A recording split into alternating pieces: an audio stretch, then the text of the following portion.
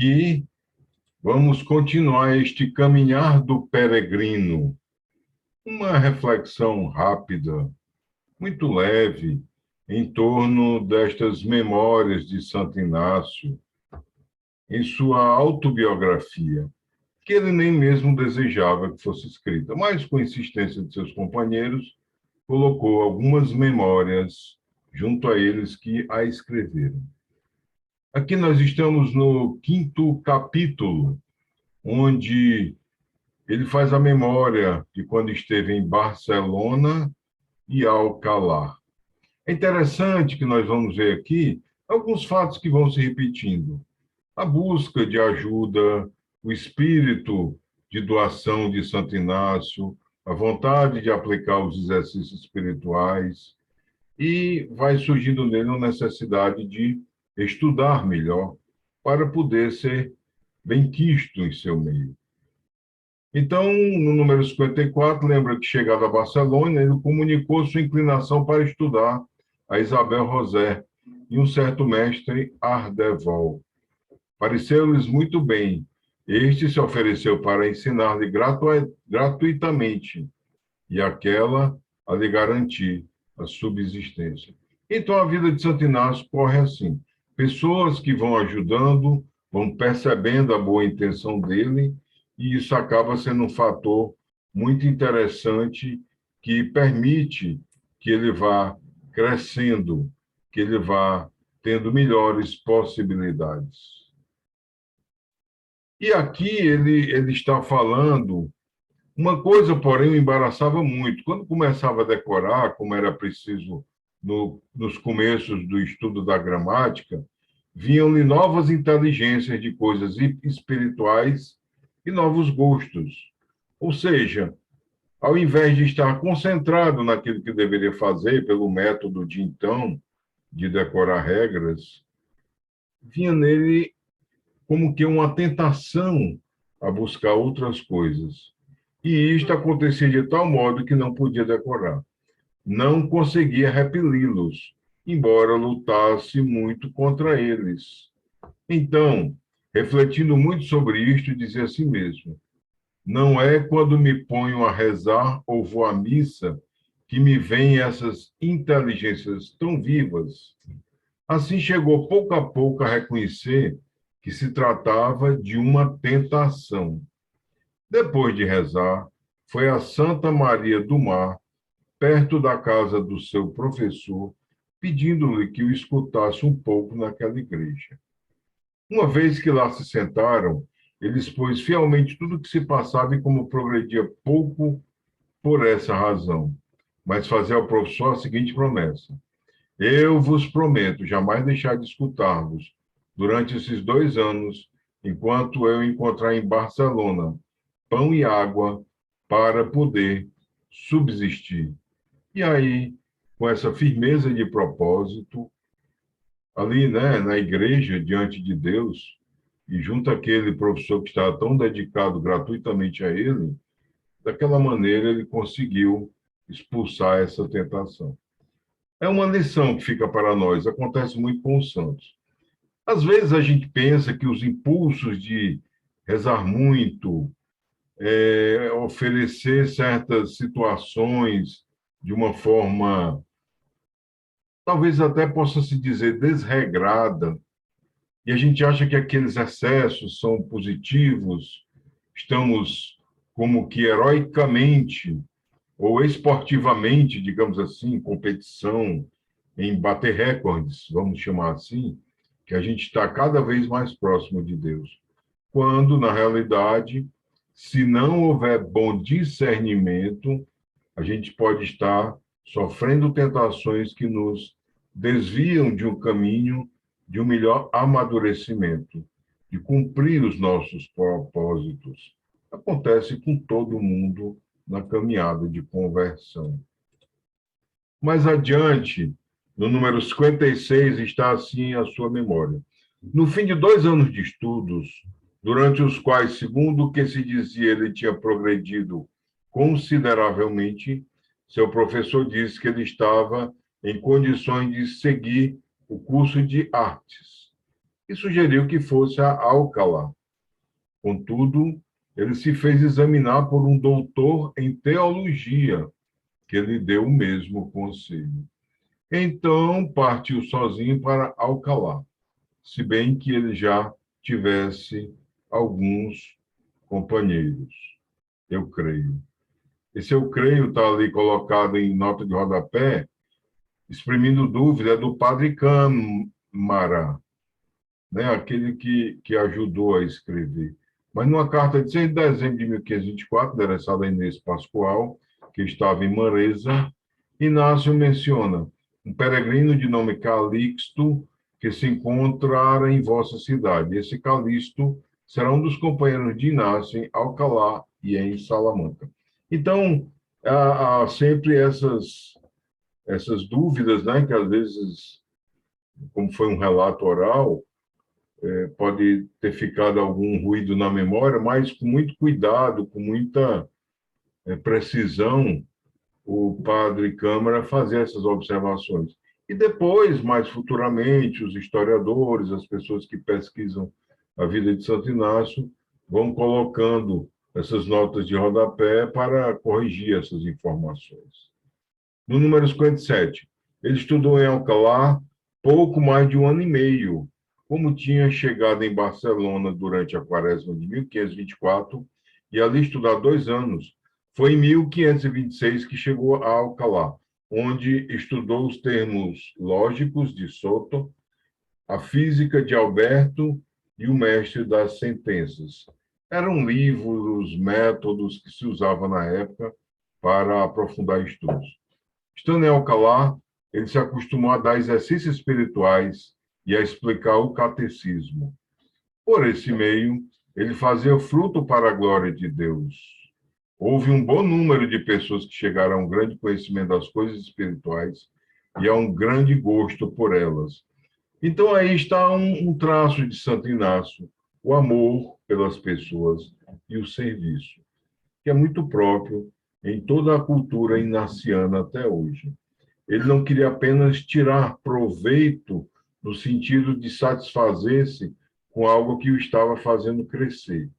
Sim, ele aproveitou a bondade de pessoas, ele aproveitou da caridade de quem o ajudava, mas estando ali como estudante, ele também fazia o seu papel como uma pessoa que orientava os outros, principalmente nos exercícios espirituais, que lembremos, foram sendo construídos por ele com a própria experiência e depois ele foi trabalhando como um método e passando, instruindo, acompanhando as pessoas para fazer o mesmo. No número 58, como foi dito anteriormente, havia um grande rumor em toda a região a respeito das coisas que se faziam em Alcalá. E alguns falavam de um jeito e outros de outro. O rumor chegou a Toledo, até os inquisidores que vieram a Alcalá. Temos que lembrar que o cenário histórico de então estava sob aquele momento terrível, em que se lutava muito contra as heresias e que havia um forte movimento inquisitório na sociedade e que a igreja cuidava de regular isso até para não haver erros. O hospedeiro do peregrino o advertiu acerca do que se dizia dele e dos seus companheiros, que eram chamados de vestidos de saia, uma clara referência à figura das bruxas, né? A figura dos feiticeiros, das bruxas, que na Europa ali fervilhavam a mistura ainda de uma cultura antiga pagã, e eu creio iluminados, e que se ia fazer uma carnificina com eles. É que havia uma luta contra pessoas que se diziam iluminados, que se diziam saber de tudo sem precisar da igreja, da fé. É como se fossem pessoas independentes de religião. E, na época, essas pessoas eram perseguidas pelo Tribunal da Inquisição. Então, os inquisidores começaram a fazer indagações e um inquérito sobre a vida deles. Finalmente, retornaram a Toledo sem os ter convocado. não tendo vindo com este objetivo, deixaram o inquérito nas mãos do vigário Figueroa, que agora, dias mais tarde, o vigário chamou e lhes disse como as indagações e o inquérito tinham sido feitos sobre suas vidas pelos inquisidores. Não haviam encontrado nenhum erro nem em suas vidas, nem em sua doutrina, e que eles podiam continuar procedendo do mesmo modo, sem nenhum impedimento. Veja bem, a igreja não condenava apenas com simples declarações, boatos, ela fazia toda uma investigação sobre o fruto, sobre o que aquelas pessoas estavam fazendo em suas atividades. Mas aí vem uma advertência do vigário. Como não eram religiosos, não pareciam bom que eles usassem o mesmo hábito, porque eles usavam roupas que podia confundi-los como se fossem religiosos. Seria bom, e ele ordenava, que dois deles, e ele designava o peregrino, Santo Inácio, e Arteaga, mandassem tingir suas roupas de preto. Que os dois outros, Calixto e Cáceres, em castanho. Quanto a Juanito, um jovem francês, poderia ficar do mesmo jeito. Então, foi a ideia que o vigário teve. Continue com suas roupas, porque eles estavam vestindo roupas humildes, roupa de um tecido tosco, que naturalmente teriam ali uma mesma cor. Então, para não parecer que eles queriam ser uma ordem da igreja sem nenhuma licença do Papa, então pediu que eles fizessem esse diferencial para não parecer que eles estavam usando um hábito comum. No número 60, havia 4 meses que ele se encontrava numa pequena casa fora do hospital. Aqui tem um sentido de hospedaria. Quando o oficial veio certo dia à sua porta, o chamou e lhe disse: venha por um momento comigo. E o pôs sob ordem de prisão, dizendo-lhe: não saia daqui até uma nova ordem. Isso se passou no verão. Ele não era estritamente vigiado. Muitos o vinham visitar. E ele fazia as mesmas coisas de quando estava em liberdade: dar catecismos e exercício. Ele não quis tomar advogado nem procurador, embora vários se tenham oferecido. Ele se lembrar particularmente de Dona Teresa de Cárdenas, que ele fazia visita e ofereceu muitas vezes de tirá-lo de lá. Mas nada aceitava, dizendo sempre: aquele por cujo amor entrei aqui, daqui me tirará, se ele quiser ser servido. A fé de Santo Inácio era grande dentro do propósito que ele tinha e como agia. Esteve 17 dias preso, sem que o interrogasse, sem que ele soubesse a causa de tudo isto. No fim desses dias, Figueroa veio à prisão e o interrogou sobre muitas coisas, até mesmo se ele fazia observar o sábado. E se ele conhecia 2 mulheres, mãe e filha. Ele disse que conhecia. E se ele soubera de sua partida antes que ela se desse. Ele respondeu que não, por força do juramento que tinha feito. E o vigário, colocando a mão no seu ombro e manifestando alegria, lhe disse: é por esta causa que vós estáis aqui.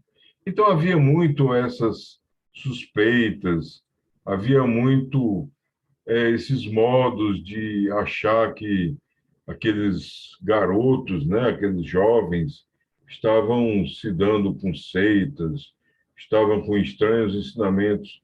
Repito, numa época bem difícil, numa época em que houve o cisma na igreja com o nascimento dos protestantes, numa época na Europa em que ainda fervilhava muitos movimentos pagãos, e Santo Inácio ficou no meio de toda esta tempestade. Alguns dias mais tarde, ele foi chamado diante de 4 juízes, os 3 doutores Santisidoro, Paravinhas e Frias, sendo o quarto bacharel Frias. Todos já haviam lido os exercícios, o livro que ele estava, como manuscrito, compondo. Eles lhe perguntaram muitas coisas, não apenas sobre os exercícios, mas também sobre teologia. por exemplo, sobre a Trindade e o Santíssimo Sacramento. De que maneira entendia estes artigos? Fez primeiro uma declaração preliminar. Interrogado pelo juiz, ele falou de tal modo que nada encontraram que pudessem lhe reprovar. O bacharel Frias, que nestas coisas sempre se mostrava mais severo que os demais, o interrogou também sobre um caso de direito canônico. Ele foi obrigado a responder tudo, mas sempre dizendo primeiro que não sabia o que os doutores achavam sobre estas coisas. Quer dizer, ele era humilde e verdadeiro. Ele não tinha estudado esses conhecimentos mais avançados da igreja. Mandaram em seguida que ele explicasse o primeiro mandamento, como o costumava expor. Ele começou a fazê-lo e alongou-se de tal modo e disse tais coisas sobre o primeiro mandamento que eles não tiveram vontade de lhe perguntar mais nada. Então eles viram que Santo Inácio seguia a sã doutrina da igreja. No número 70, passados 22 dias de prisão, foram chamados para ouvir a sentença. Neles não se encontrara nenhum erro, nem na vida, nem na doutrina. Eles poderiam continuar procedendo como antes, dando o catecismo e falando das coisas de Deus, desde que não definisse que isto é pecado mortal ou isto é pecado venial, enquanto não transcorressem 4 anos mais de estudo.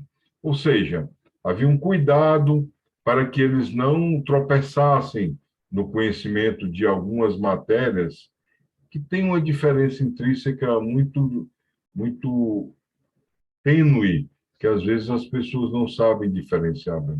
Então, era só um cuidado para que eles não tropeçassem na doutrina católica. E aí foi recomendado continuar os estudos. E daí vem uma decisão de Santo Inácio, que está no número 71. Foi então que se decidiu ir estudar em Paris. Então, aí vem essa decisão de Santo Inácio, que o conduzirá a esse discernimento, essa decisão de entrar para o clero, de ser um sacerdote. É o convite, conhecer mais Santo Inácio e sua obra. Não sou nenhum especialista na vida de Santo Inácio, nem nos exercícios espirituais, conheço pouco, mas aqui é a ideia de despertar, por isso estamos lendo também, não todo o volume, mas alguns pontos interessantes, para que seja despertado em cada um o desejo de conhecer mais. O melhor é adquirir o livro e procurar lê-lo aos poucos. Esse livro aqui, bem interessante, O Relato do Peregrino. É um livro breve, fino, não é algo tão grande quanto o volume, com muitas informações. É algo palatável, é algo interessante. E a gente vai lendo e vai descortinando em nós como foi essa verdadeira saga de Santo Inácio. Desde a sua conversão, né? Lembrando que tudo começou a partir de um momento na guerra, onde foi ferido no joelho com uma bala de canhão, até a fundação da Companhia de Jesus, junto com seus companheiros, e que até hoje existe com tantas obras, sempre nesse ímpeto de nos ajudar no discernimento das coisas de Deus e também de amar e servir. E os frutos são grandes, todos conhecem. Então, vamos continuar neste caminho, mês a mês, ainda resta aí breves episódios dessa série, até a gente chegar ao final dessa autobiografia, nesse caminhar do peregrino.